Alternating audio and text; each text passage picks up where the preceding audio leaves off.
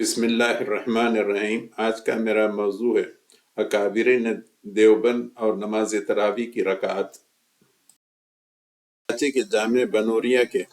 مولانا محمد یوسف بنوری صاحب اپنی کتاب معارف السنن کے جلد 5 اور صفحے 543 پر فرماتے ہیں، اس بات کو تسلیم کیے بغیر کوئی چارہ نہیں کہ نبی صلی اللہ علیہ وسلم نے 8 رکعت تراویح بھی پڑھی ہیں۔ ریفرنس: مولانا یوسف لدھیانوی صاحب اپنی کتاب حیات الصحابہ کی جلد 2 صفحے 165 پر فرماتے ہیں کہ جابر رضی اللہ عنہ صحابی کی 11 رکعت والی روایت نقل کرنے کے بعد لکھتے ہیں، اس طرح آپ صلی اللہ علیہ وسلم کی رضامندی کی بنا پر یہ 11 رکعت سنت ہوئی۔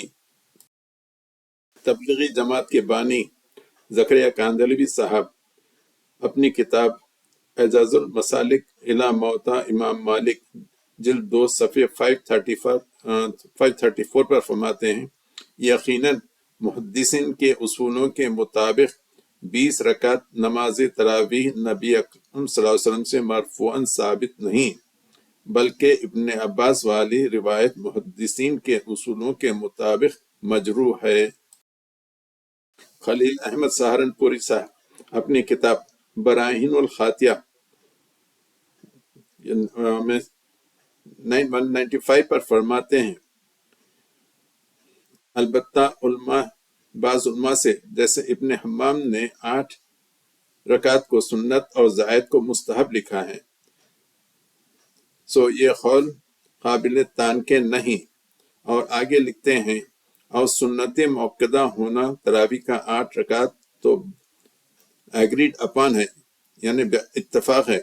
اگر خلاف اختلاف ہے تو 12 میں ہے، یعنی ڈس ایگریڈ ہے اس میں۔ مولانا محمد احسن نانوتوی صاحب اپنی کتاب حاشیہ کنز الدقائق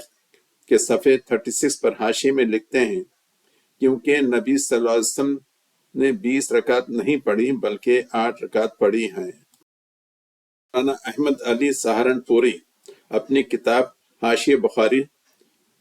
جلد 1 صفحے 154 پر فرماتے ہیں،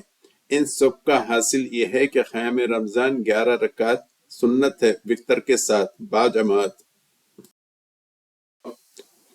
مولانا انور شاہ کاشمیری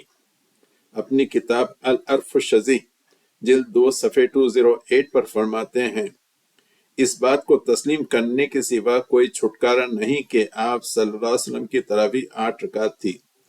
اور روایت میں سے کسی ایک روایت سے بھی یہ ثابت نہیں کہ آپ نے صلی اللہ علیہ وسلم نے رمضان میں تراویح اور تہجد کو علیحدہ پڑھی ہو۔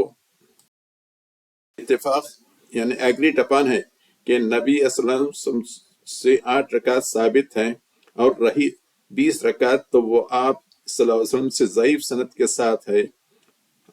اور اس کے یعنی 20 رکعت کے ضعیف ہونے پر سب کا اتفاق ہے۔ کتاب کا نام عرف الشذی جلد 2 صفحے 208۔